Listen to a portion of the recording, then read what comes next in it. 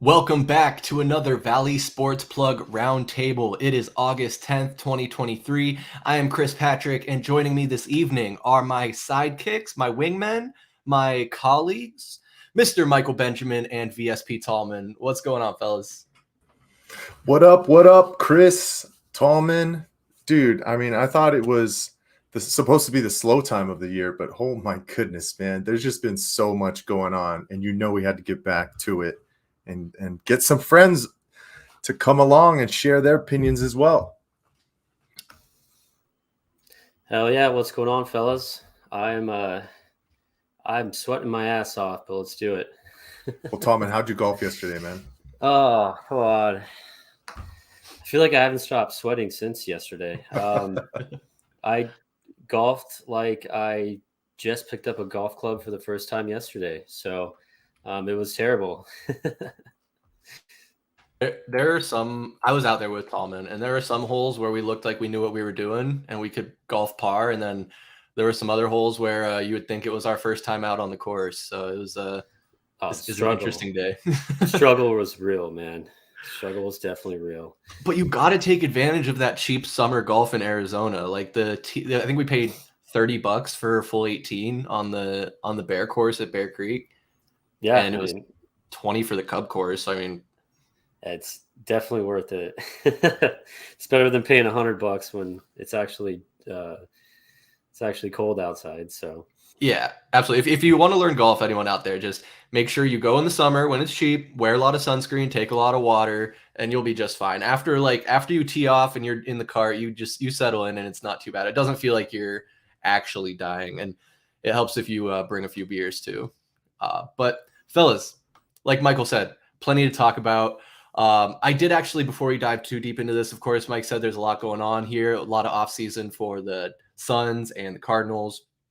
But the football season is right around the corner. I think we're like 4 weeks away. Cardinals got a preseason game tomorrow. Tallman, I got to ask you this. Is the Tallman ticket coming back in 2023, 2024? You bet your ass it is. We are getting ready to set records. We're going to go on our longest losing streak ever. I'm just going to guess. But we're going to be hitting the people with the weekly Tallman ticket and see if we can get creative with it. Maybe we'll win.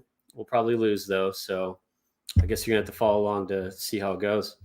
No, we're putting some good juju out there, man. You're going to hit within the first 4 weeks. I can just feel it this time, man. It's going to be an inverse of last season, because if you hit one ticket, then it's already better than last season. You're right. I think there's nowhere to go but up. Yeah, a nice like 0-19 if you include the Super Bowl one. I don't know. Yeah. Hey, but the Super Bowl one was the damn closest. So you're already taking the proper steps where you need to go. See, okay, yeah. See if any of that positivity rolls over into this season.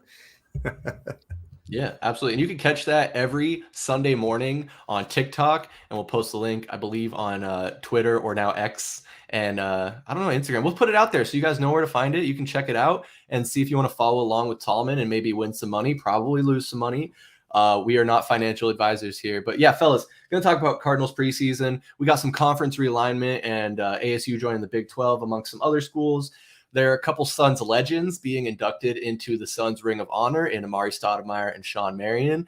I know I'm an advocate for that. A lot of people are really excited about that. And then the elephant in the room, the Arizona Diamondbacks season absolutely crumbling and falling apart as they are now under 500. I think for the first time since April, or maybe the first time all season. It's getting ugly out there. But before we get too far along, we do have a guest joining us for this roundtable. Otherwise, it would just be a Heat Check podcast live. Joining us this evening is the incredible Ben Miller. What's going on, baby? You are muted, sir. First time on the stream? Oh, Ben. Here, let me do it again. There we go. Still got to get that sound. Happy to be on, guys. It's a pleasure to have you, as always. As anyone returning knows, Ben Miller is our expert in all things college sports, specifically ASU and the Big 12. He will be sharing his insights with us as we kind of move through this. So let's not waste any time. As you can tell, there's a lot to talk about. But before we get into that, I do want to waste a little bit of time and play this video It's a compilation of clips I found on the internet, and I think it kind of tells the tale of what's kind of happened with this conference realignment.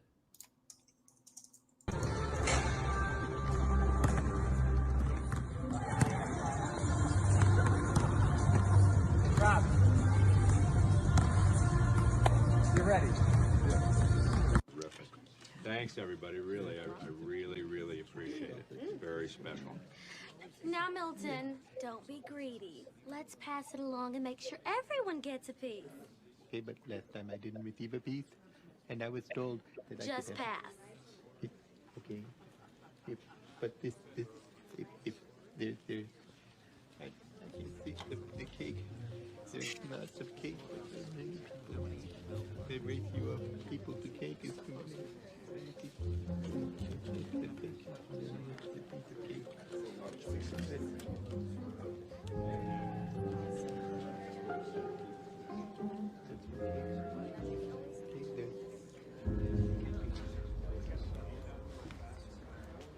Acceptable in one time. Terrific.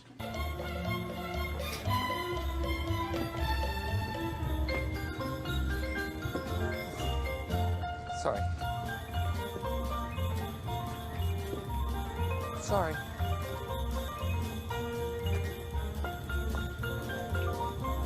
Do you want to go?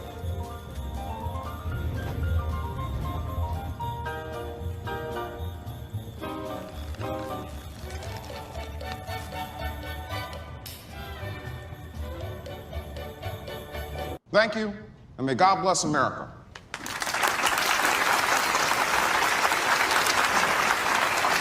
All right. A couple introductions. We'll get you out of here. This is John O'Rourke. Nice to meet you, John. Mr. Ian Roberts. Nice to meet you. Peter Tencio. All right. Nice to meet you. Jerome Smith. Come on, brother. What's up, fam? You know this. Keith Williamson. Nice to meet you. Mary All right. Woodbury. Nice to meet you. Jay Martell. Nice to meet you, sir. Tasha Robbins. Come on, come on, come on. Feel that? Emily George. Feel that? All right. Yeah. Nice to meet you. Daryl Stokes. Come on. What's up, fam? How you doing? All right. Never forget about that, because that's all we got. Nice to meet you. Nice to meet you. All right. Oh, bring it in. Started from the bottom, now we're here. Yes. All right, very good to meet you. All right. Here we go. Right this way, sir. Get out. Get out, she said. You know, it's funny because it's those two teams that started off this entire season of realignment with Texas and OU going to the SEC from the Big 12. But, I mean, I think the main thing is to savor what we have as the last year of the Pac-12 as it is. The last year of Pac-12 After Dark. And, you know, like many Pac-12 After Dark games, this last about 2 weeks of realignment has been wild, crazy, and really surprising with twists and turns. So this entire part got started, to go back a little bit, with Colorado announcing about 2 weeks ago that they are going to go back to the Big 12, where they were a Big 12 member for about 10 years prior to joining or 20 years prior to joining the Pac-12 in 2011. After that, George Klyavkov, the Pac-12 commissioner, got a lot of pressure from the presidents of the universities in the Pac-12 saying, hey, where's our media deal? You've been saying that we are going to have a media deal that is going to be bigger, better, and better times than what the Big 12 has at $31.7 million per year per school over the next 5 years, I believe. George has imposed a lot of self-inflicted wounds, and it's been horrible mismanagement, where he has made sure that there is these self-imposed deadlines to have a media deal that he's extended every 2 weeks for the last 8 months with nothing to show for it.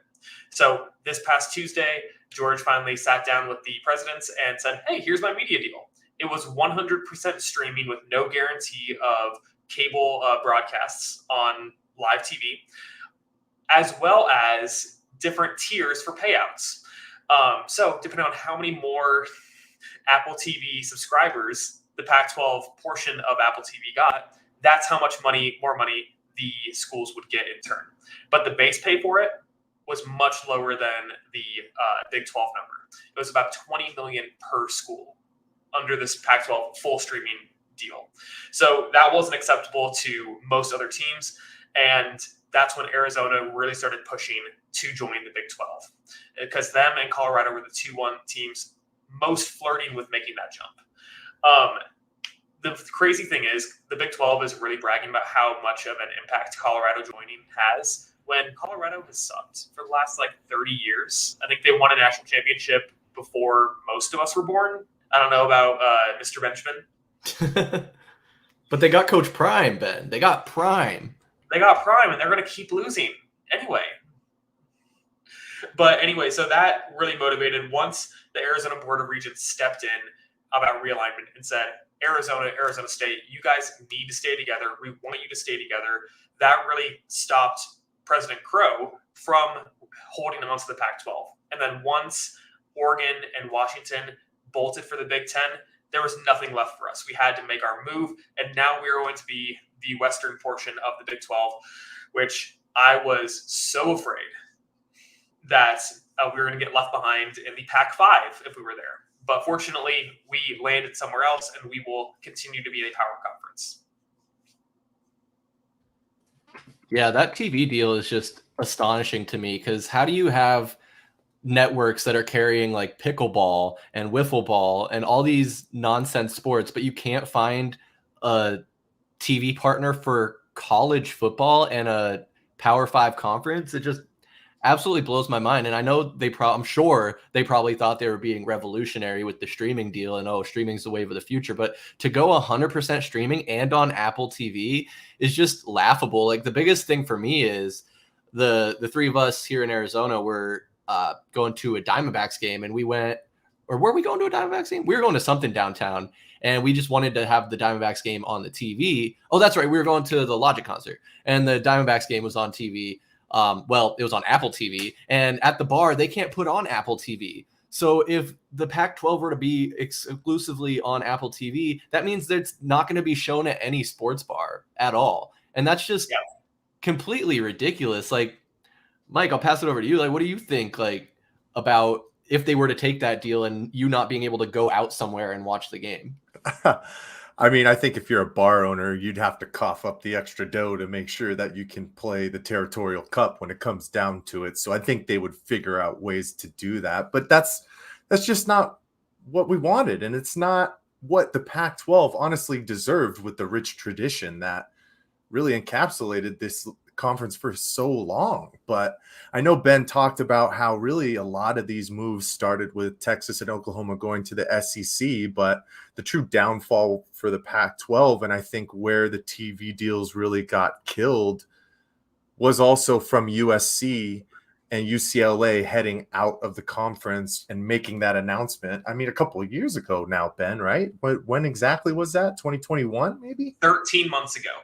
Oh, okay. So it's just hard to really throw extra dollars like you could at the Big 12 when you're losing a large market in California. And I know we love Pac-12 After Dark, but I mean, those two schools are just such powerhouses.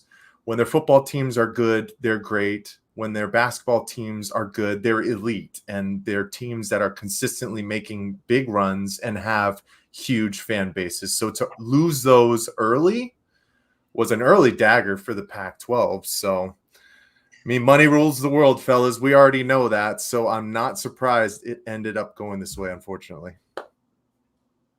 And to catch anyone up who hasn't been staying in the news, basically, as we're talking about the Big 12 and teams joining from the formerly Pac-12, the teams joining the Big 12 in 2024 are the University of Arizona, Arizona State University, University of Colorado, and the University of Utah. And then there's two teams, as you kind of maybe saw in that clip, leaving the Big 12 in 2024 in Oklahoma and Texas. So they're going to be the Big 14 now, I guess. But then also Big 16? There's 16 teams in the Big 12 as of 2024. Oh, geez. I didn't do as much research as I thought I did. And then, again, more teams. There were 4 other teams that are leaving the Pac-12 in UCLA, Oregon, USC, and Washington. And they're all going to the Big 10 now, which are they going to be they're going to be the new Big 12? The Big Ten also has 16 teams, I think. Oh, good Lord. So or 14 teams. It's insane. So before this, the Big 12 had 10 teams and the Big 10 had 12 teams. So to start it off being confusing. Now they're both going to have 16 teams. So we'll see what happens with the naming conventions for it. But yeah, the Big 12 also, after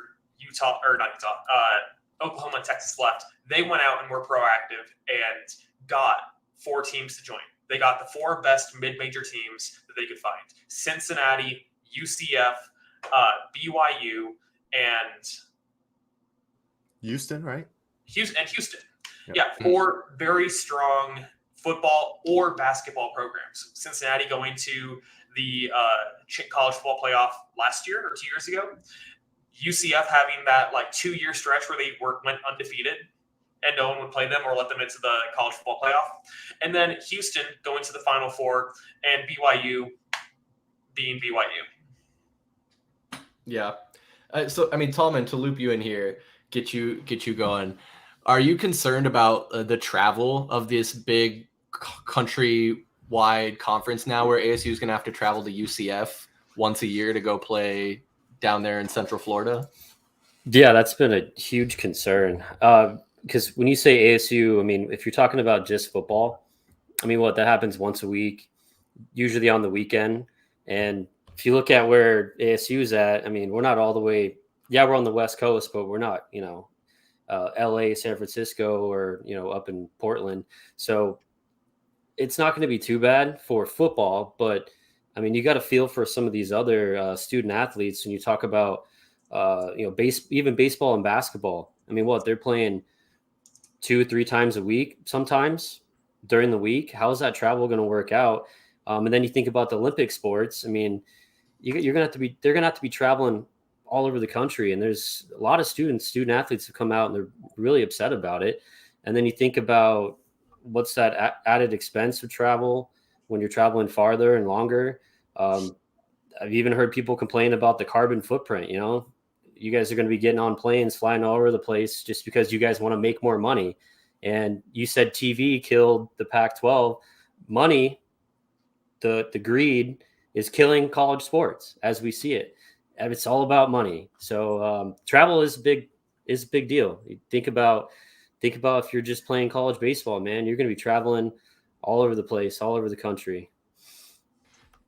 That's a great point. And Ben, you can maybe piggyback off this, but especially with the Olympic sports and those other sports, I feel like a lot of these, like you said, the athletes are upset because this isn't what they signed up for. This isn't what they were recruited for. They didn't expect to be having to have their class schedule. I mean, especially those people who aren't going to go on to be professional athletes. They're there to get an education on a scholarship. And is that now going to be harder with all this travel?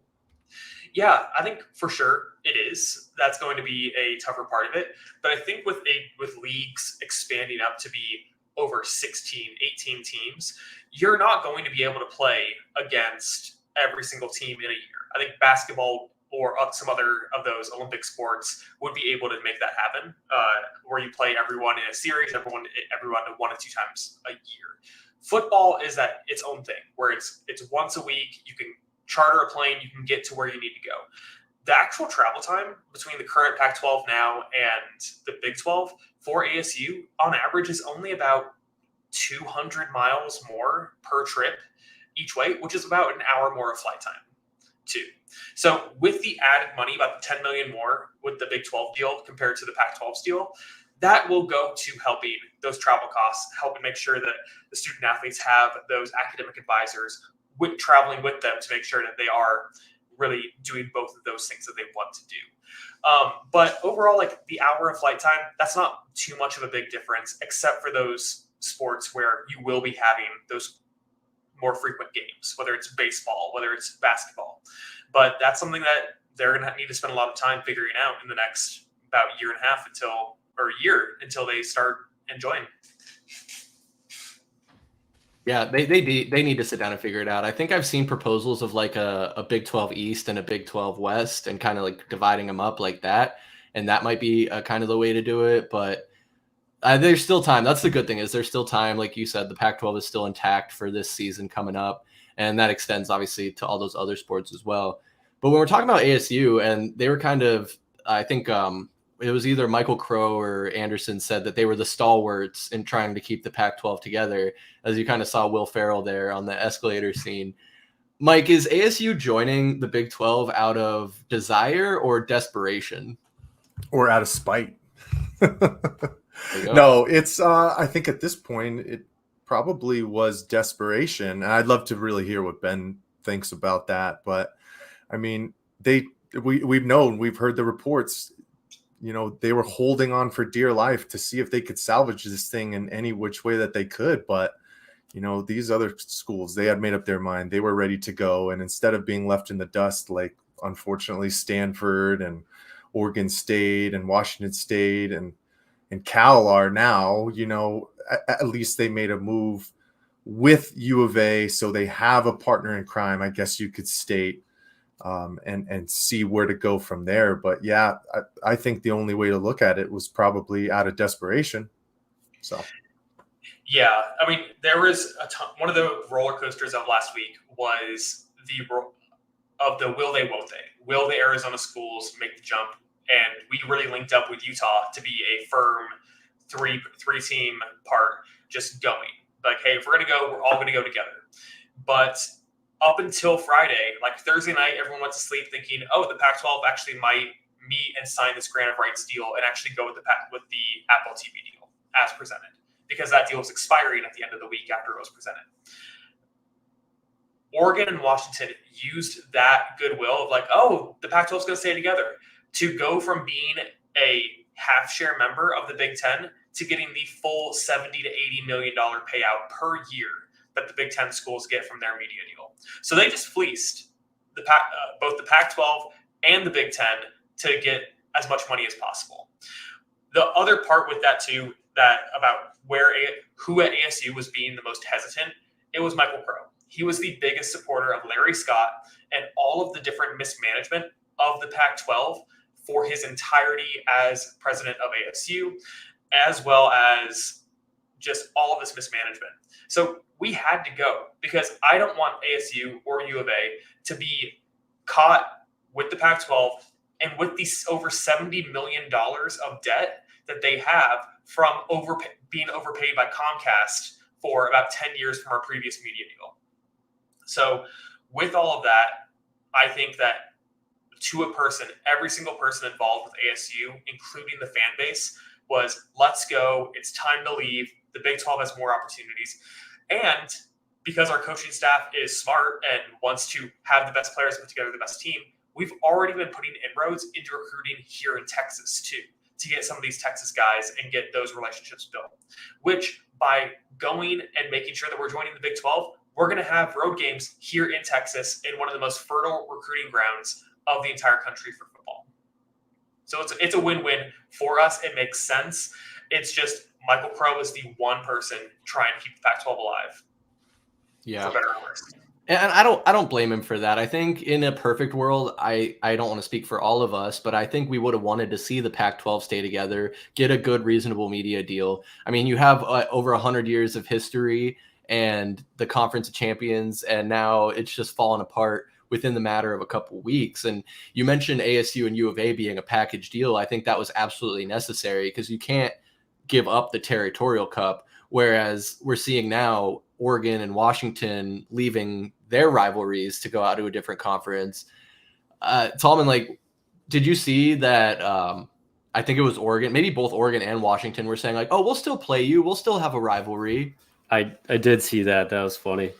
I mean, it's sad that over 100 years, since 1907, 08, since the Pac-12 has been around, over that much time, that much history is just gone in a matter of 13 months. This all started to build up in 13 months, and we just killed over 100 years of history.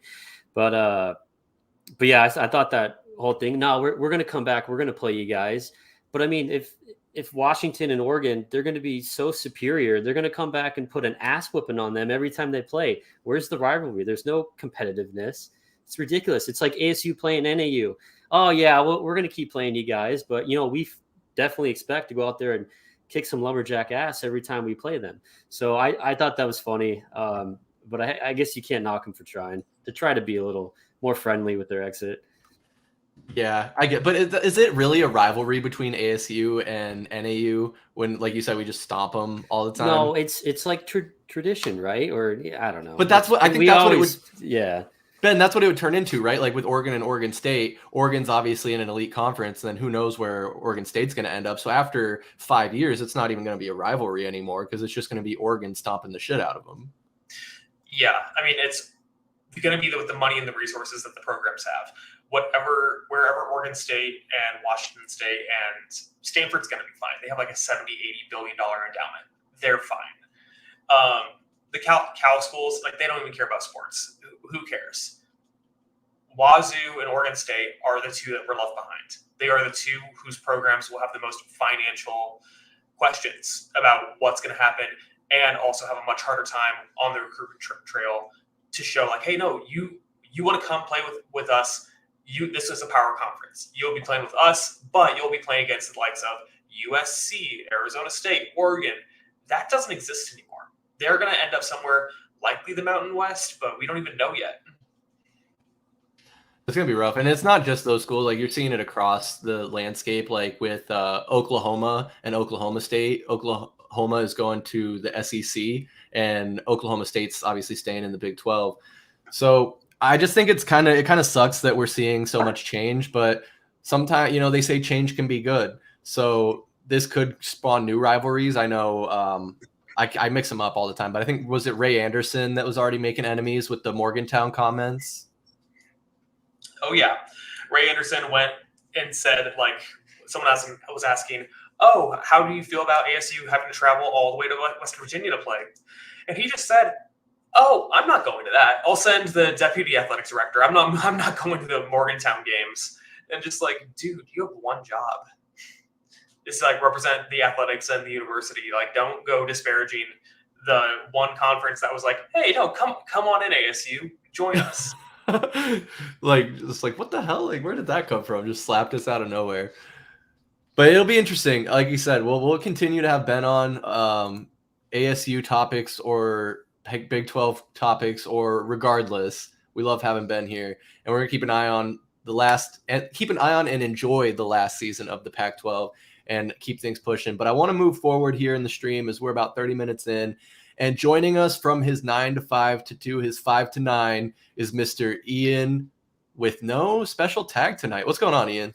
Yeah. I was drawing a blank. I'm sorry. Next time I'll have a doubly whippy one for you. But I've grown accustomed to a certain way of life, Ian. You can't just take that away from me. I know it's an emotional whiplash for you, and I apologize, but things will get better. I'll change. I promise. I appreciate it. If you ever need help, man, you can text me. Maybe I can help you come up with something snappy. You're not wrong. I probably should do that. Carrying a heavy load over here. Right. Hey, either way, man, we're glad you're here joining us. Better late than never. Not that you're late, you're right on time, because we've just talked about college sports and the realignment there. And now I want to touch on a Suns related topic. I don't know if you heard about this, Ian. The Suns are going to be inducting Amare Stoudemire and Shawn Marion into their Ring of Honor and retiring their jersey numbers. You think that's a well-deserved achievement for them? I think so, especially with Shawn Marion for sure. I know that Amare Stoudemire, this back half of his career, definitely had some injury issues, things like that. But, the Suns don't give a shit about that. The Suns care about how he did with the Suns. So, that being said, his time with the 7 seconds or less Suns, I think that needs to be honored. Steve Nash is already in there, if I'm not mistaken. So he is. Yeah. Why not have two others from that time in there? No, I agree for the most part. Mike, I want to kind of get your take on this as our resident Suns expert. But you mentioned Steve Nash there. I feel like a lot of Amare Stoudemire's success can be attributed to him. And a lot of people say they were like that era's Stockton and Malone, or maybe even better. And as Ian also said, Amare did not do so good when he went to the Knicks and the later part of his career. So, I mean, still probably deserved, right? I mean, definitely deserved, man. These are two guys that this is almost like 5 to 8 years too late. I can't believe that it's taken the Phoenix Suns this long, but at the same time, you can believe it because of the previous ownership. So it was funny. I think Shawn Marion called into AZ Sports today, and one of the first comments he said was, when I got the call from Matt Ishbia, my first comment was, man, what took so long? You know, like these guys were part of an era in Phoenix Suns basketball that is near and dear to my heart. I mean, you guys know I was on the floor with these guys. 2004, 2005 was my first season as a ball boy, and it was the first time that Steve Nash came back to the Valley, started his MVP run, and, you know, these guys were an integral part of it. And as far as Amare Stoudemire, because you asked the question, Chris, you have to allude a lot of his success to Steve Nash, the passer that he was, the, you know, great court vision he had. But Amare Stoudemire was also a dog. He worked on his craft. He expanded his range. He became a lethal 18-foot shooter and, you know, really helped propel this team to a couple of Western Conference Finals appearances. And, man, I just get good tidings when I think about these guys, because these were two of the nicest guys that I ever met as a ball boy, and some of the best people in the NBA that I ever dealt with. And Shawn Marion, for the longest time, he was my favorite player. You know, I just remember him being on the tail end of the Sunburst logos before we switched over to, you know, honestly, not the best ones that the Suns have ever had, but you know, I just think of him playing with Stephon Marbury, Penny Hardaway, guys like Rodney Rogers, Tony Delk, just memories of my childhood. And Shawn Marion had one of the craziest second jumps I'd ever seen, and one of the craziest jump shots I'd ever seen. So I think it's more than well-deserved. And this is definitely going to be a game that I will not miss whenever they actually get it scheduled. I'll make sure to be there. Yeah, and you'll have to schedule to go to 2 games because they're not inducting them the same night. They're giving them each their own separate night to be inducted and honored, which I think is the right move. But Tallman, who should be inducted first? Man, that's very opinionated, right? Whichever one you say. I would have to say Amare Stoudemire. Am I wrong? It's like you said, it's subjective, because I mean, Shawn Marion was like the like original two-way player, but probably not. But he, like, from my memory, he was a great two-way player for the Suns. He could do it on defense and on the offensive end. Like Mike said, he had that crazy jump shot that I imitated when I was smaller and couldn't quite get enough power on a one-arm shot. But yeah, I think we traded Marion first for Shaquille O'Neal. Am I mistaken in that, Mike? We let Shawn go before we let Amare go? I think you might be right. And then it was not very too long before Amare was gone to New York. Because once again, with Robert Sarver, we couldn't figure out contracts for guys that had been absolute key pieces for us for a number amount of years. So he ended up, you know, going his own way. But like Ian said, I mean, he did have some good years with the Knicks, but then he just kind of bounced around towards the end of his career, ended up going and play overseas. But when you're talking about a guy who won Rookie of the Year with the Phoenix Suns, so if you want to look at hardware, he has more than Shawn Marion does. He has more All-Star appearances, but yeah, that one's really hard, man. I mean, if I'm leaning anywhere, I'm going Shawn Marion, just because he was an original Sun before Amare. He was drafted earlier. But you can't go wrong either way. It was a matter of time for these guys to finally get in here. But, you know, I just can't wait, man. Yeah, I'm stoked for it. I think it is deserved. I don't want to rehash with Ben here the conversation about retiring numbers, because we know where that'll lead to.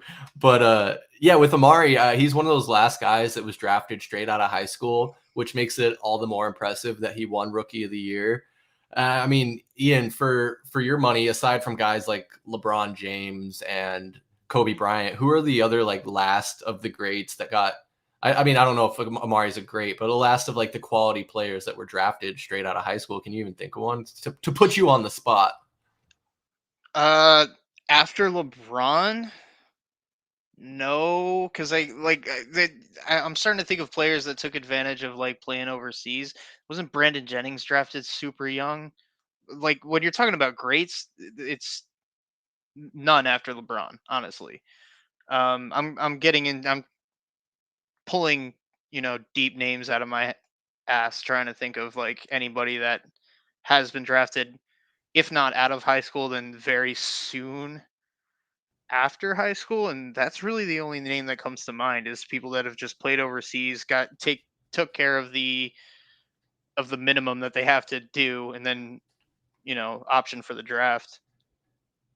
Yeah, no, I'm sorry to put you on the spot there because until I pulled up this list here, I probably couldn't have thought of many. And honestly, not any names that are of the quality of LeBron James, but maybe of Amare Stoudemire in guys like Dwight Howard and Josh Smith who got drafted, not like out of high school. I know Mike has a soft My spot guy for Jay Josh Smoot. Smith, Jay Smooth, baby, absolutely. J.R. Smith was in that same draft as well. Guys like Shawn Livingston. Yeah, Andrew Bynum was one of the last ones as well. Monte Ellis. Nobody ever really reached the height of LeBron James. I mean, at one point, maybe you could have said Dwight Howard, who was in that second to last draft in 2004. But, I mean, maybe there's a reason why we don't see high schoolers coming in anymore, Yeah, and that's a fair point. I mean, there's a reason they have that 1 year is the NBA is very physical game, and I think they saw more players being drafted out of high school that weren't able to find success more than those few guys, those diamonds in the rough who were. But I don't know, man. I think it's a really good thing. The Ring of Honor, they're obviously going to retire 31 for Shawn Marion and 32 for Amare Stoudemire. So Devin Booker gets to continue wearing the number 1. And yeah, man, I just think, what was I going to say here on the Suns team? Yeah, if anyone doesn't know, I know, Tallman, you weren't too huge of a Suns follower growing up, right? Did you really watch much basketball in that era? No, it was all about the Diamondbacks. There you go. So, I mean, and Mike, correct me if I'm wrong here, but I would say that for anyone who doesn't know or doesn't remember, I think for my money, that Suns team from 05 to 07, they were closer to winning a championship than any Suns team in my lifetime. And that includes the Suns team that was up 2-0 on the Bucks. Is that out of bounds? I mean, they had the talent, but unfortunately, Mike D'Antoni didn't go very deep within the bench. So by the time that they did hit the playoffs and the longer stretch, down the end in the Western Conference Finals, they didn't have the legs to keep up. I mean, that season 04-05, they went up against a powerhouse in the San Antonio Spurs, who ended up winning 5 championships in, a decade. Then you go up against the Dallas Mavericks, where Dirk Nowitzki just went to work and was kind of on his, all level, era as well, where he eventually got a championship in 2011, which, is kind of a sore subject, Chris, because Shawn Marion was on that Dallas Mavericks team. And for a very long time, I was kind of upset about it, right? Because of those years that I experienced in the arena where we were so close. And then Steve Nash gets checked into the wall and Joe Johnson breaks his nose off of a crazy foul and all these opportunities that seemed like were taken right in front of us. And Shawn Marion and another guy, Jason Kidd from the Phoenix Suns, and another guy with Valley ties, Jason Terry. It just seemed like all these Arizona guys got that championship with 2011 Dallas Mavericks. So it was tough to see, but didn't last long. Glad he won a chip. Yeah, at the end of the day, I mean, you want to root for those guys. It sucks you couldn't get them with us, but for my money, I think we were closer then. And had we not had Amare Stoudemire and who else get ejected in that or get suspended for that one game? Boris Diaw. Boris Diaw and Amare, yeah. Boris was a difference maker. He was strong on defense.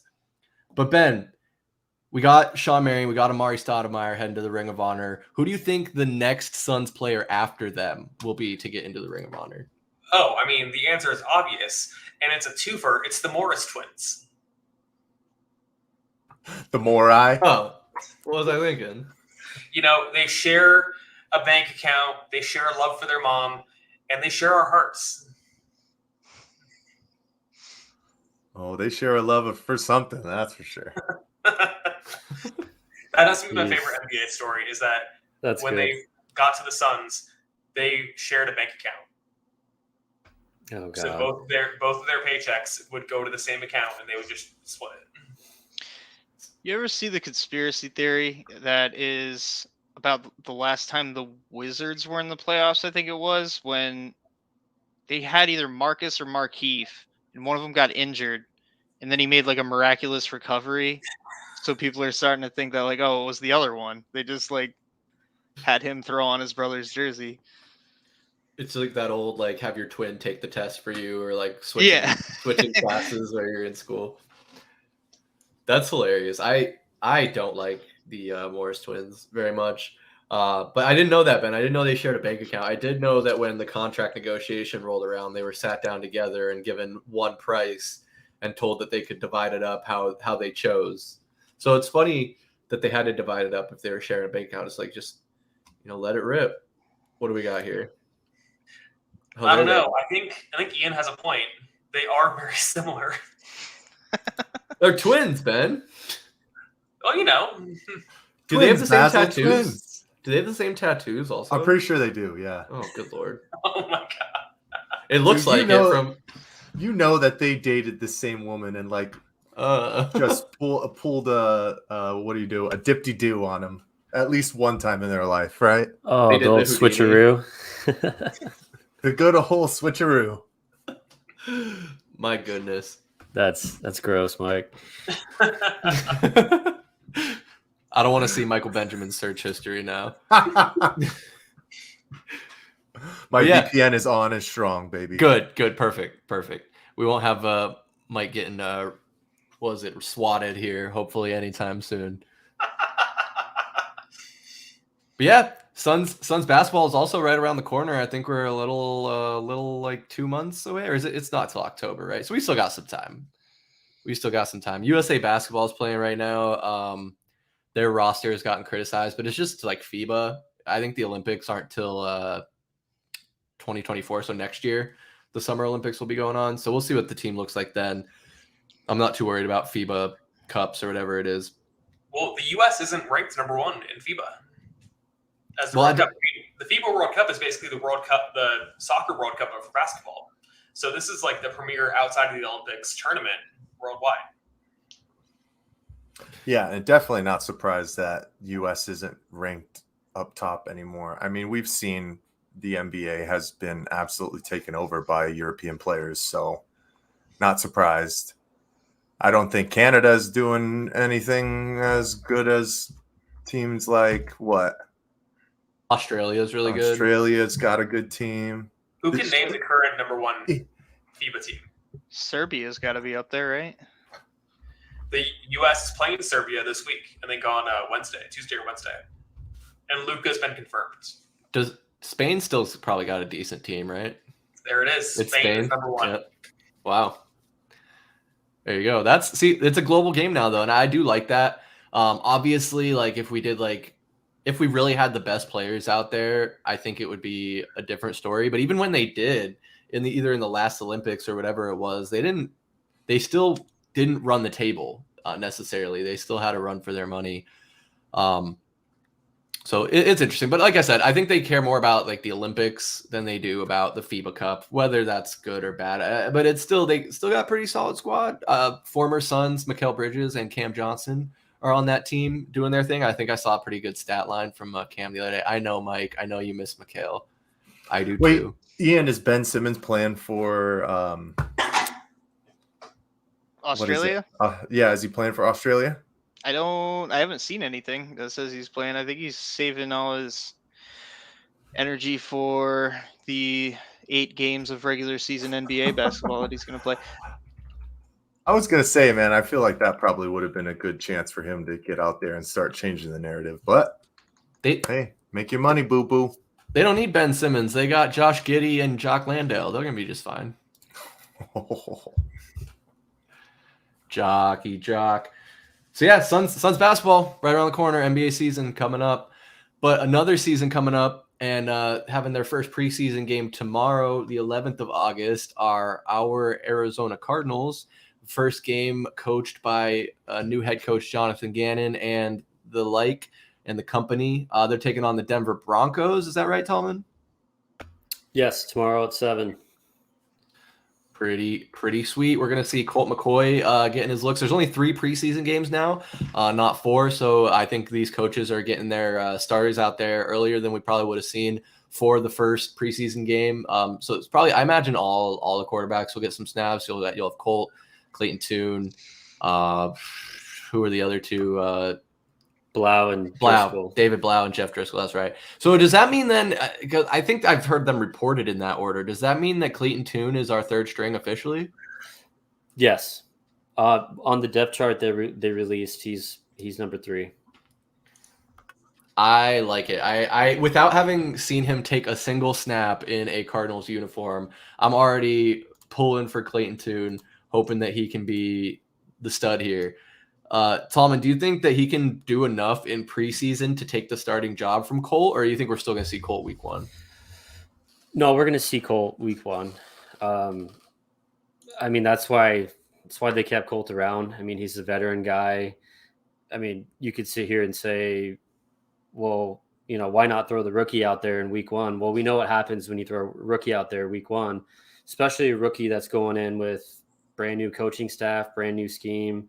And then his offensive coordinator is 35 years old. The defensive coordinator is 30 years old. And then Gannon's got to be is he like 41, 42? So I like that.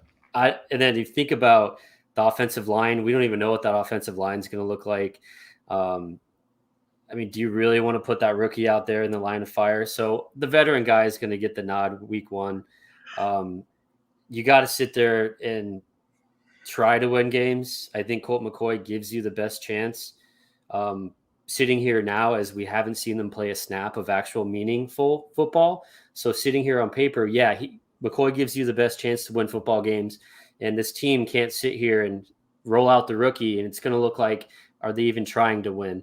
So we're going to see McCoy out there week 1. Yeah, not surprised, Tallman. Honestly, we know what you can get out of Colt McCoy. He's been serviceable within the past couple of years as the backup.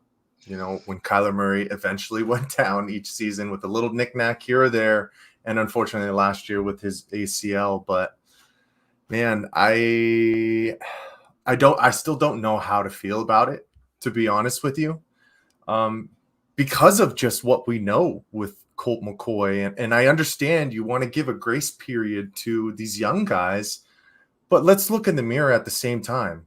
Is Clayton Tune the future of the Arizona Cardinals at the quarterback position? Is he somebody that's going to come in and be a Brock Purdy and take over and be the starter for the next 5 years? The answer is no. He's a stopgap guy until Kyler Murray comes back, or next year you make a decision to move in a different direction. So why would you just not give him the opportunity to learn from his mistakes and lose football games for this Arizona Cardinals team? Because that's what we're trying to do here at the end of the day, right? Right? Yeah, but losing football games doesn't sell tickets, doesn't sell merchandise. It doesn't give the city the buzz that this ownership wants to see, right? And so they can't. I see what you're saying. Is Tune the future? Maybe he's not. Obviously, the guy that we paid $220 million is going to be the future. We're forced to have that as our future. And 38-year-old Colt McCoy gets you buzzing and gets more asses into the seats. No, but it's going to be 30% Cardinals fans and everybody else is from the other team. Well, of course, and that's at least we have that going for us, right? But Clayton Tune, the only positive I could see is rolling him out there, showcasing him a little bit, and then he becomes trade bait, right? Maybe you can trade him off for a 3rd or 4th round pick, to a team that's like, hey, I like that kid, let's bring him in. A team that's more quarterback needy than we are. But I'm just not a fan of throwing the rookie out there week 1 when you don't have to, when you have McCoy. McCoy he was going to retire over the offseason. He came back because he knew Kyler Murray was hurt, and he knew he'd have this opportunity one last time to shoulder the team, to shoulder the weight, and try to win some football games until Kyler could get back. That's why he's here. If he wasn't going to start, he'd be sitting on his couch watching week 1. What you're saying, Tallman, is throw Cole out there week 1, and by week 6, once he's injured, then Clayton Tune gets to be the starter. Yes, that's also it's also a very likely scenario because he is injury prone.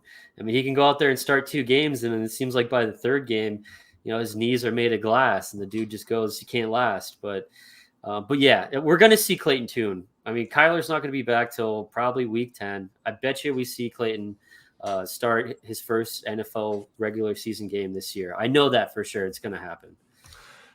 The old man's bones are too brittle, man. It's just a matter of time. But at the same time, I do understand, especially with what's going on with the running back position as well.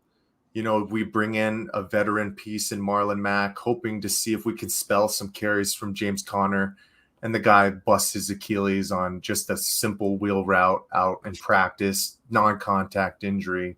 Is it the turf? Is it still from the Sodfather from the Super Bowl? Are we having hangovers with the turf, unfortunately? But you're going to get better progressions. You're probably going to get better spread of the ball from Colt McCoy to start the season, so you can figure out what you're going to do in the backfield. Whereas if you're bringing in Clayton Tune to start, you're going to really have to rely on James Conner early and often, and whoever else is in that backfield. And I mean, we already kind of thought that because Kyler Murray's out, but if you can spell it a little bit to make sure you can get through 17 games, I get it at the end of the day. And I am curious in what you said there, Tom, and it got me thinking, where you're saying maybe mid-season or before Kyler comes back, you get to roll Tune out there and get him some film, showcase him to the league a little bit as maybe some trade bait. But at the same time, like Ben, I'll loop you in here.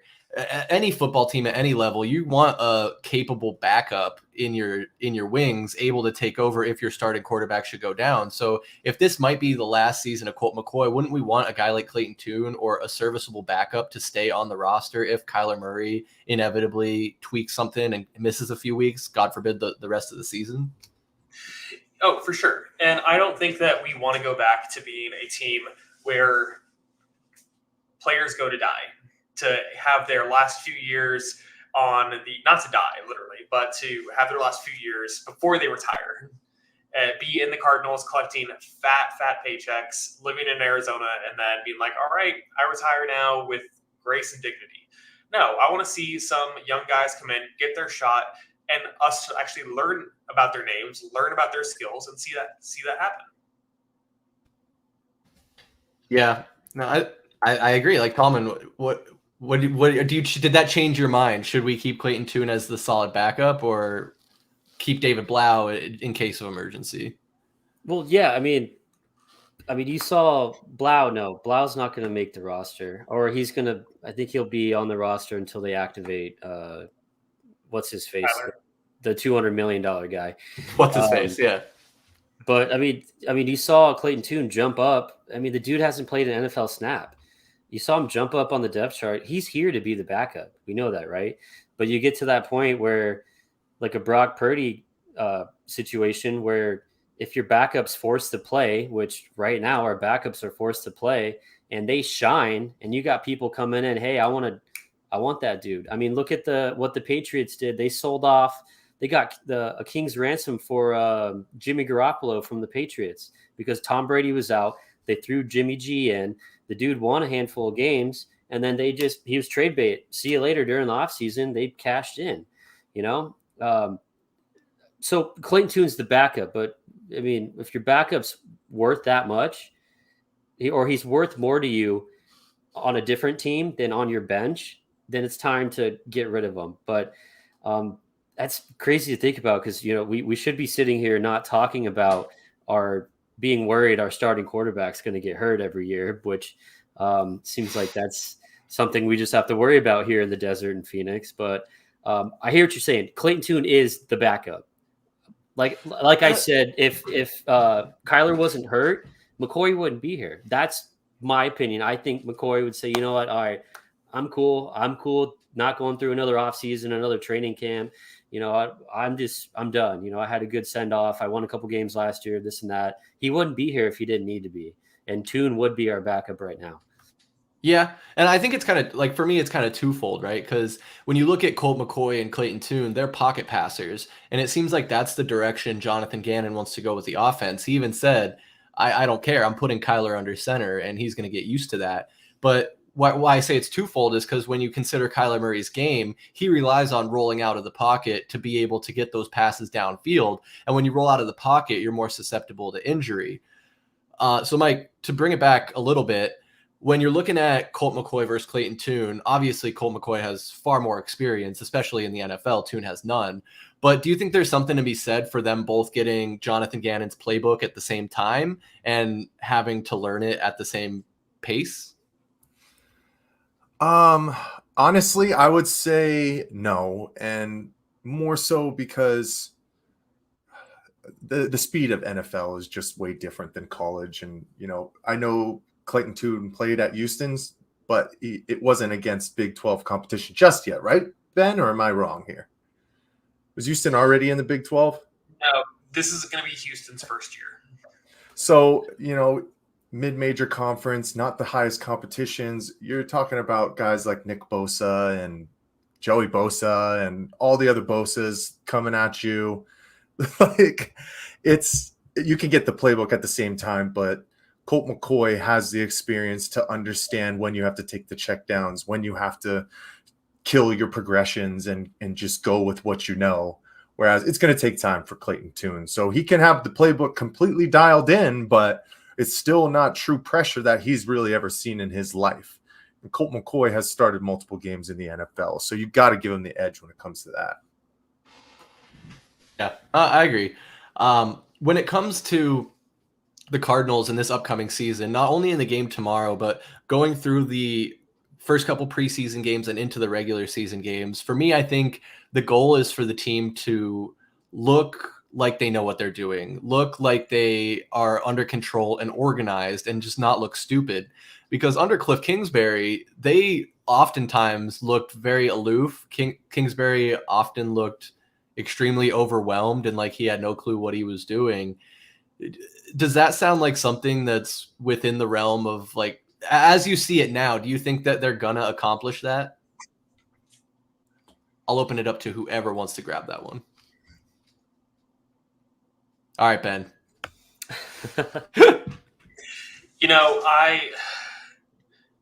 I think Jonathan Gannon is coming in with more NFL coaching experience than Cliff Kingsbury ever had. So in that sense, I'm hopeful. But I think that the main part is going to be the ownership. When our ownership changes is when we're actually going to see something positive and change actually happen to this franchise.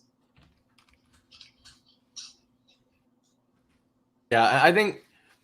Yeah, I agree. It's a culture change too. We've even had some players say that so far, where it's like you could kind of roll in late to practice without any consequence.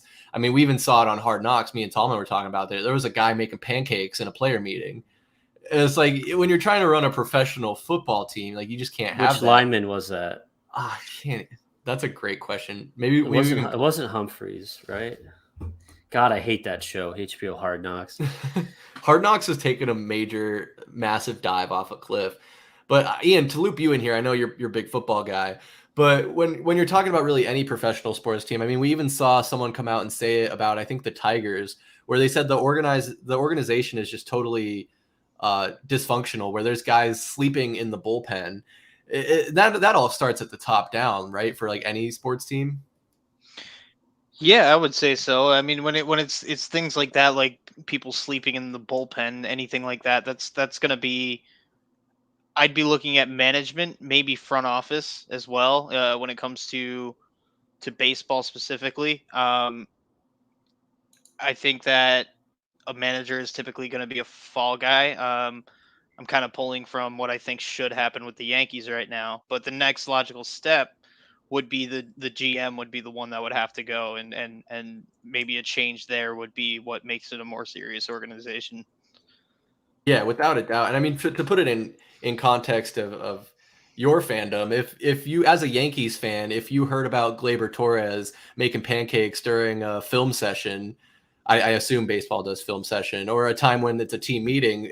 As a fan, does that really like instill confidence that this is a professional organization trying their best? Hell no. I mean, especially given the context of what the meeting is. I mean, it could be something very serious is going down where you're trying to snap a losing streak or something like that. And if that's the attitude and how things are going, then that's not going to instill confidence. That's going, if anything, lower the morale of the team and maybe signal to other players that maybe it's okay to not take the season so seriously, which is never something you want to see or hear about as a fan. It makes you want to check out entirely. Yeah, Tallman, what do you got? Oh, well, no. So it was Lecky Fotu was making waffles, not pancakes. Oh, waffle, excuse me. But hey, he was making them from scratch. But I love your. He's wasted even more time not paying attention. No, Lecky Fotu makes waffles from scratch in team meeting room. But I love your comparison. At least it was waffles, man. Waffles are better than pancakes. But comparing it to the White Sox whole thing that came out a week or so ago, and of course they came out and denied the hell out of it. I mean, looking at what Kingsbury, he lost that locker room last year. We all saw that. He gave up on the team. The guys gave up on him. They gave up on the season, except for one guy named Abuder Baker. But what scares me a little bit, I know, Chris, you started this off by saying, one of their main focuses is going to be being organized, not getting those, my dog is trying to break into my room. What the hell is going on? Someone's kicking down my door. But not getting those, Jesus Christ, those pre-snap penalties, not making those mental errors. And then even the coaches, if you look at, this is going to be a new experience for all those guys. Gannon's a first-time head coach. Your offensive coordinator, defensive coordinator, they've never been coordinators before in a real NFL setting. So not only are we going to see a lot of new guys for us come out on the field wearing that jersey, our whole coaching staff is going to be brand new at this. So they're going to have a little bit of butterflies. I can only imagine. That's a big deal. The defensive coordinator is the same age as three of us in this stream. Sorry, guys, you're a little older than the three of us, Mike and Ian. That's some ageism for you. Ben's a little older than us too. Don't worry about it. Well, he's still a month, Chris. Yeah, okay. Yeah, that doesn't count. He's the same. I'll take being the youngest here. Baby but T. Tomorrow night's gonna be really interesting just to see how this team functions, because we've never seen them play a single down yet, and everyone's writing us off. They're gonna suck. Oh, they have the worst talent or the least amount of talent in the NFL on paper, but how can this team come together? What's that new culture like? How are we gonna perform as a team when it's the real deal? So we got to have that little bit of preseason optimism, right? You have to. You can't be a fan and just go into the season just saying, oh, this is going to suck, even though I pretty much said that a couple of times where I have nothing to look forward to. But at the same time, it's still the team that we love. It's still the sport that we love, and we got to watch it. We got to have some type of hope. I'm still going to cheer them on to win every single week, even though in the back of my mind, when we lose, I'm going to say, okay, that was a little win because we need that high draft pick next year. So I don't know. Tomorrow's going to be fun, though. Yeah, I'm really excited to see it. And just to kind of go back a little bit to Ian's point, I think from a fan perspective, when you see the team being unserious, it just kind of makes you scratch your head and wonder what the hell is going on? Where is the disconnect? And it does kind of start from the top down. And I do have reasons to be optimistic. Like you're saying, Tallman, I don't want to be the eternal pessimist that thinks the Cardinals are going to lose every game, even though that is very much so in the realm of possibility. But the reasons I'm optimistic mostly is because despite my criticisms of him so far, I think Jonathan Gannon is looking like a pretty promising prospect for head coach. I already mentioned some of the players talking about how it's been a bit of a culture shock with him being a little more strict with how the team carries itself, how meetings and practices are conducted. We even saw in the training camp where he said if players get into a fight, they're done for the day, they're getting kicked out. And he held true to that. He kicked them out of the camp.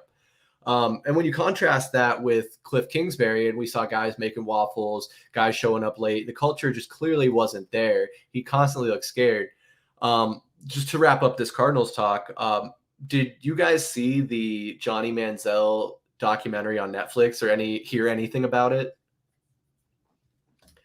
Ben, basically, I don't know if you had heard this, but basically there was a clip in there where Cliff Kingsbury was saying that he didn't care if Johnny came in hungover, late, or whatever, as long as he could get the job done on Saturdays.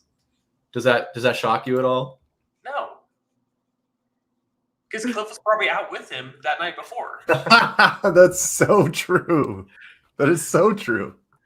There was even one anecdote in there that Manziel was sharing, or maybe his agent or both, where he was saying basically like he was out a night or two before the draft combine, and he was partying so hard that he blacked out, and he was like, I don't know if I did drugs or not. I don't know, because at the combine you have to take like a urine test, like a drug test, and so they were trying to come up with this like elaborate thing to get him to avoid the drug test, where basically they went as far as like saying, to his dad, like, oh, you're going to check yourself into the hospital and say you're having like something going on with your heart. So then Johnny Manziel is only going to go to the combine for 12 hours and dip out. And so he'll have that excuse like, oh, my dad's in the hospital, I got to leave. And like his dad was like turned around and was like, oh, you'll do it. To his wife, he told his wife she would do it. And then she started getting like not comfortable with the situation.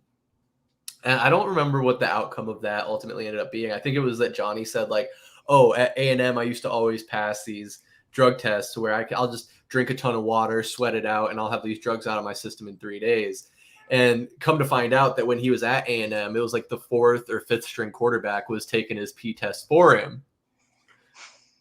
It's just overall criminal activity from Johnny Manziel on a consistent basis. Are we surprised? No. I love the idea of Cliff Kingsbury being like, I don't care how many shots I buy him, as long as he gets the job done on Saturday. All he has to do is throw the ball up to Mike Evans. He made like $15,000 in a single night just by signing anything he could. It was right before he was about to graduate or get drafted. And just like, you know what? I'm broke. I need money because the money was running out. So he just signed everything he could and then sold it in a single night. Yeah, and within that, because of the lifestyle he was living, his friend started the rumor that, oh, Johnny Manziel comes from oil money. He's actually rich.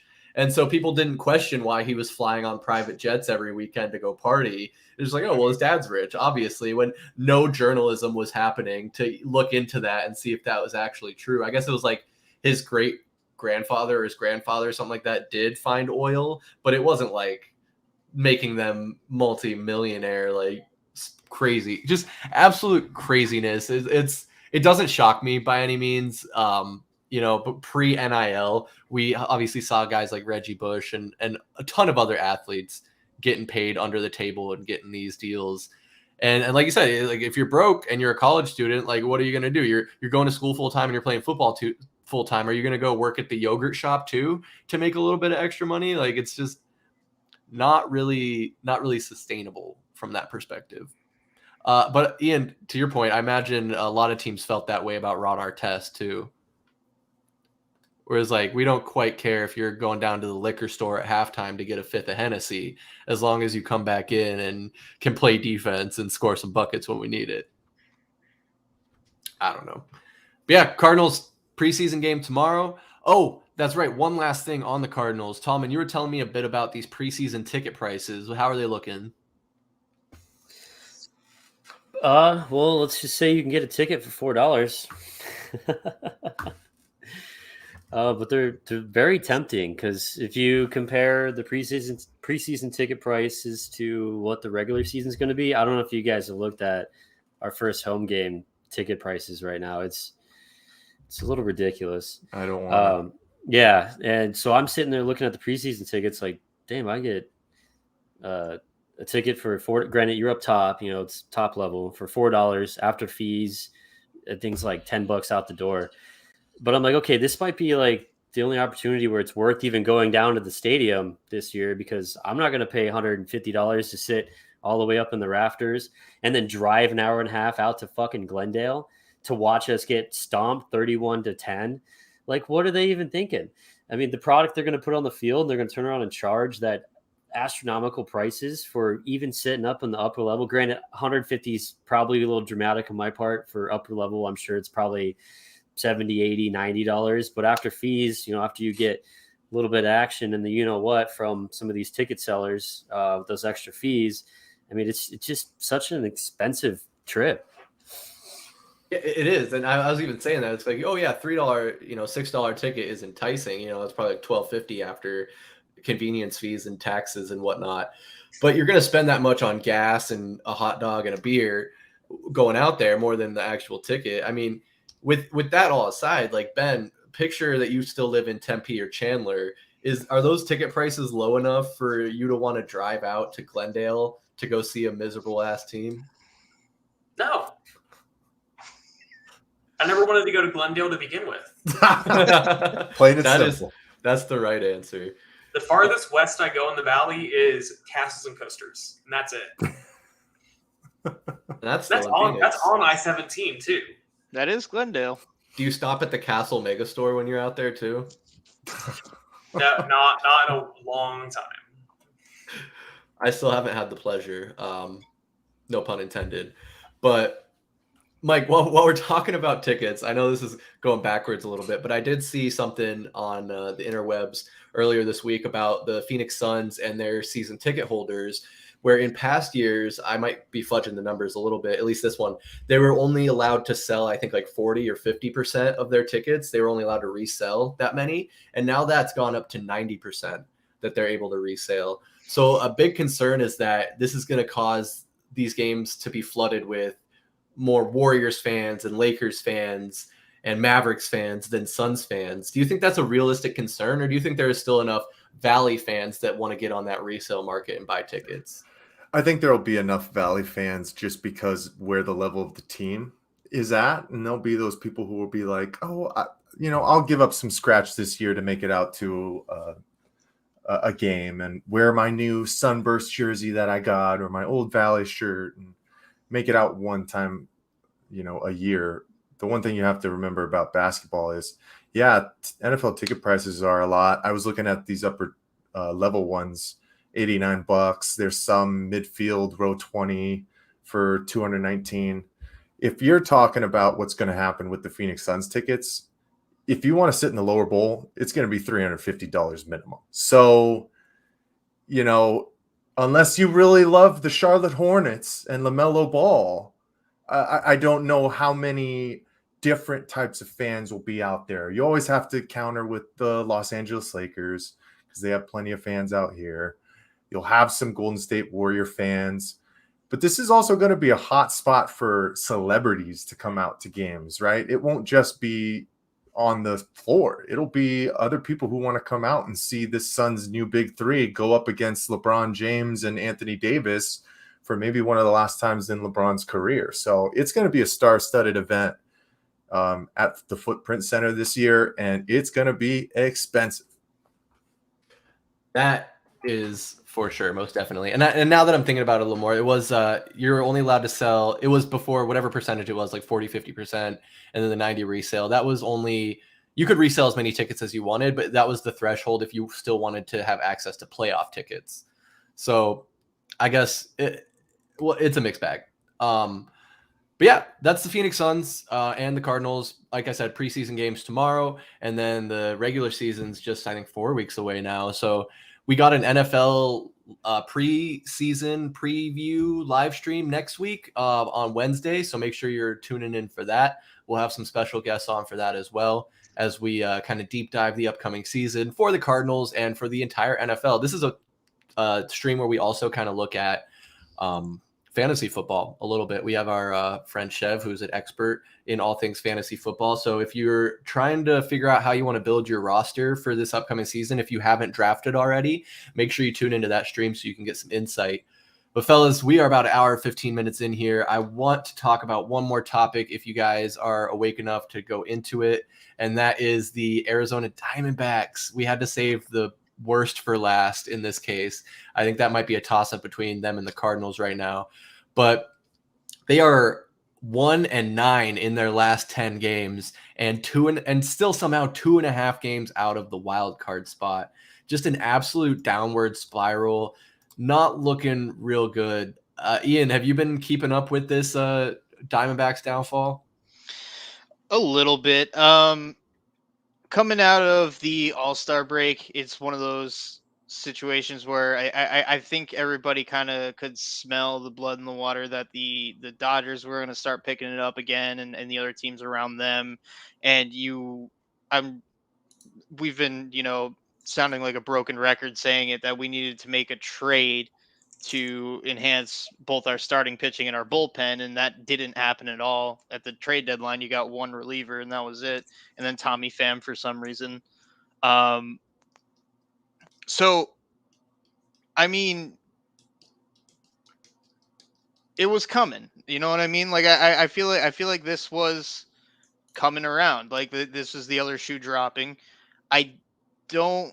I mean, it does suck to see, but for me, like just putting it into perspective, you know what I mean? You now have a window of competition by signing Corbin Carroll as long as you have, and you have a foundation that you can build on going into next season. So no matter what happens with this team at the end of this second half, I feel like the Diamondbacks are in a better spot than they were going into the season. And I think that is what should be taken away as a Diamondbacks fan, is that there's still going to be optimism long term going down the road. This is not the year. This never was going to be the year, but the year's coming. And I think that's the silver lining, right? When we talk about this young core, I think some honestly smart moves made at the trade deadline. They didn't completely, go all in to get something that's going to help us win now, because I think even they recognize that, yes, it will be nice if we can get into a playoff spot, but is this team poised to win a World Series? And I think the answer is no. I hate to sound like a broken record continuing to say that this team has exceeded expectations, and I think now coming back down to earth and maybe being more in line with the original expectations we had for them back in February and March. But overall, I mean, it just really sucks when you see them lose this many, like Mike showed there, 8 straight games. I think another disheartening thing, while you had that up in the top ticker, you see Colorado is beating the Dodgers 1-0 as we stream, and we couldn't even get a single lead against them in the entire, it was a 2-game series, but even still, having Peralta, the guy we let go, it goes along with the youth movement, right? Out with the old, in with the new. But it's just, those are, I think, part of the growing pains that you're going to see when you have guys that have left our team finding success on their new team while we start to struggle. And I think, Mike, are we starting to see a little bit of burnout from Corbin Carroll? He's, since the trade deadline, batting 172 average with just 5 hits in 8 games. Oof. I mean, you always have to remember, with high expectation, it's always kind of tough, right? It's hard to stick within that threshold. The absolute runaway for the NL Rookie of the Year, after the first 2 months. First time rookie all-star starter for the franchise. Like, there's just so many high expectations, and unless the guy is going out there and hitting 3 for 5 every night, he just wasn't going to be able to live up to that. And it's truly unreal expectations. And one thing about baseball, and please, Ian, jump in if I get this incorrectly, is it's a big team sport, man. When guys are struggling around each other, it just is infectious, and it's like the plague. And this is what's happened with this Diamondbacks team. And, Ian had some great points, and it's how we really should feel as Diamondbacks fans. But at the same time, I've always talked about this, where you have to change expectations every once in a while. When you lead the NL West for a month straight, when you're 16 games over 500, when we get swept 2 out of 3 series and drop 8 games in a row and are on the ropes, where's Torey Lovullo coming out with the fire that he has last night after finally dropping under 500? It's like, it's too little too late, right? Like, where has this fire and this urgency been since the last week of June?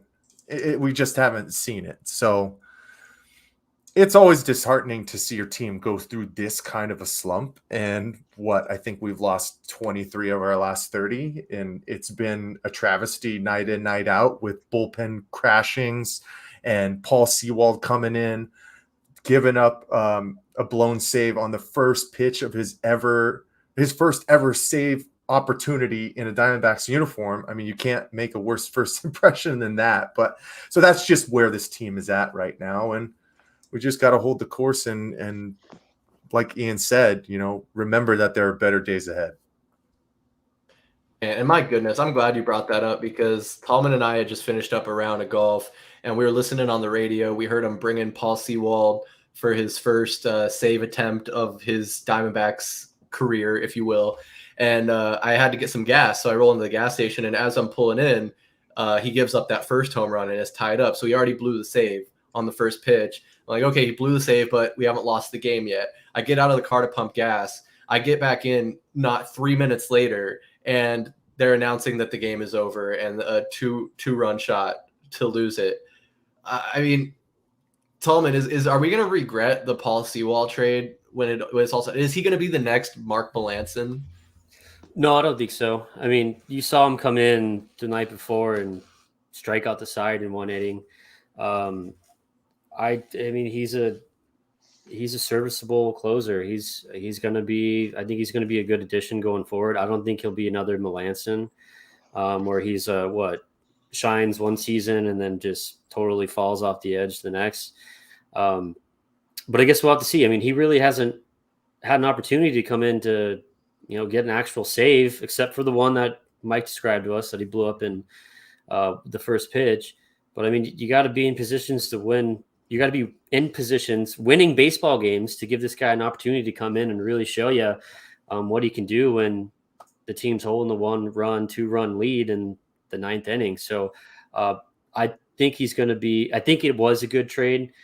He's an immediate upgrade over anybody else that could be throwing that ball. I mean, who would you rather have it be? Sewald in one pitch, blow the save, or Castro, or we already got rid of the Sheriff, your favorite guy. But I mean, it's how that bullpen's already going. I wasn't surprised, but I mean, that happens sometimes. It's Major League Baseball. You're throwing against Major League hitters, and sometimes you're not always throwing your best stuff. So I think he's going to improve from. I mean, you can't get much worse than that, right? So it's only up from here for Mr. Sewald in Arizona. Yeah, that's a fair point. He just wanted to damper the expectations a little bit so that he can really start finding his flow. And it's not fair to judge a guy off one inning, off one game. So I think I'm with you. I'll give Sewald another chance to redeem himself, and hopefully we can get him some more damn save opportunities, because right now he's just wasting away, getting cobwebs on him over there in the bullpen. I don't think there's too much we can really say about the Diamondbacks without sounding like a broken record. And I feel like there is going to be some fatigue in the Valley, where there were these high expectations. We were riding these highs, talking about all these crazy stats that we had to start the first few months of the season. And now, since really the All-Star break, it's been the same story, where this team's just on a downward spiral. And I can't remember a time me being more frustrated with with this team. Anyway,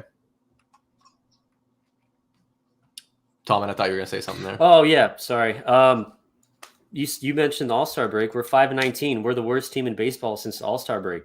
We're worse than the Athletics right now. We're worse than the Royals. We're the worst team across everybody. It's crazy. It's embarrassing.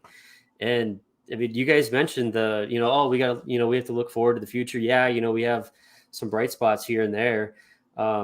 Carroll's definitely getting worn out, but then we've always been doing this thing. Oh, well, what about a year ago if someone told you at this point of the season the Dbacks would be this or that?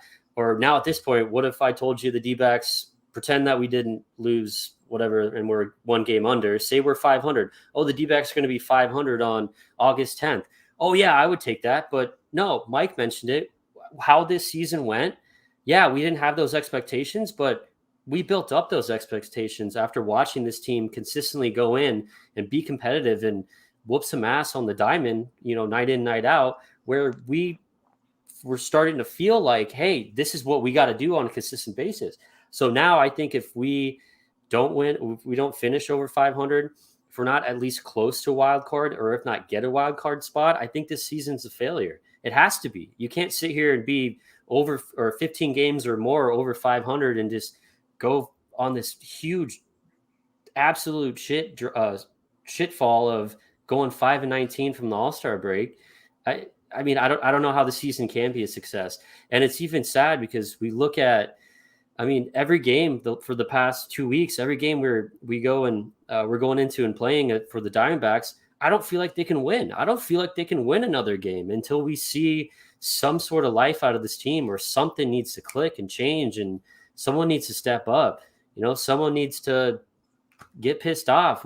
Someone needs to have a serious talk. Who's going to be that veteran voice in the locker room? Oh, you know, Torey Lovullo's already chewed out some people, but hasn't been enough. So who's going to get this kickstarted and get this turned around? Because that's not who these guys are. So I know I totally just went on a tangent there, but I will give it back to you guys. No, Tom, and I mean, you're hitting a lot of the nails on the head there. And like you said, I echo exactly what you're saying. You just have to change the expectations when you start the way that this team does. And it's disheartening. But man, I guess I'll toss it over to Ben or Ian. Do you guys think that the Diamondbacks have a chance to really turn this thing around? I mean, we still got about a month and a half left of games. We got the Padres the next 7 out of 10, who are basically chomping at our heels to hop over us into third place. And I mean, if we can't win those series or split or anything, is there any chance that this team has at a wild card spot? I'll answer that question in 2 seconds. Sorry, go ahead, Ben. No. Scene. Heard. Plain and simple. Yeah. All right. You're 2.5 games back of a wild card spot right now. You have the Reds and Cubs in front of you, and then the teams that have wild card spots are Philly, San Francisco, and Miami. The 3 that are holding it are tough teams.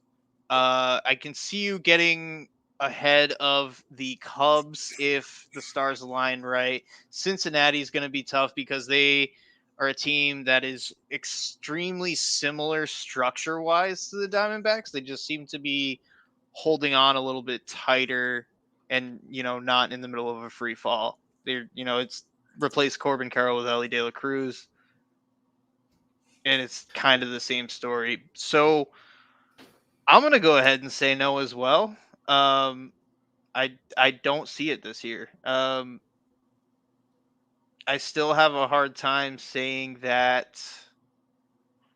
I mean, obviously, sliding 9 games is tough, and to Tallman's point, I do understand why you would see that the season is a failure. But as long as you have Corbin Carroll for as long as you do, there is going to be a window of competition that you have, and that's the big thing that I want to highlight. And that silver lining is basically that the team is not as lost as it was last year.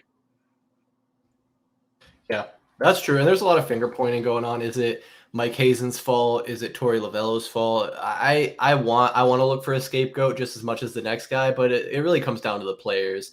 You can put them in these situations, and we've seen what these players are capable of, and they just got to get back to where they are. I think I agree with Ben and Ian. I don't think it's going to happen this season, especially when you consider that the Padres are starting to come back into their own and live up to their original expectations, where they're going to be right in that mix with the Reds and the Cubs and the Diamondbacks, hopefully. And if we can even get back to 50% of where we were and maybe going 500 or being more competitive, then we can have a chance. But it's just, I'm not seeing it right now. And it doesn't give me optimism that we're going to be able to reach that point. But fellas, we're here about an hour and a half in. I got one last topic for us. A fun little story I saw today about ASU alumni.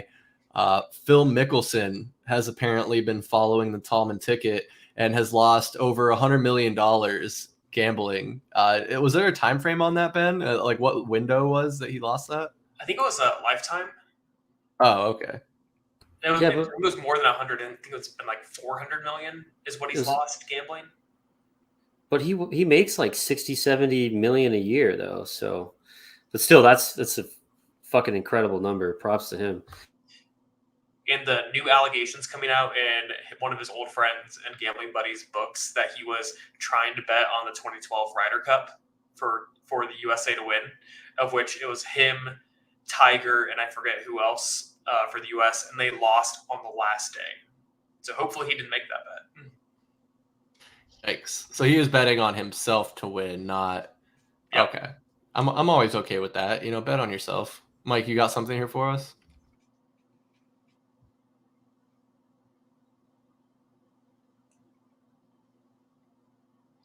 Oh, can you... The audio?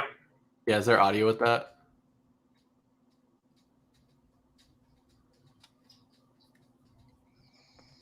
And Mike's You're on mute. When you did share screen, did you have the include audio button clicked? Oh, did I not? That's the only thing I could think of. Share tab audio, yeah. Oh, weird. Come on, man.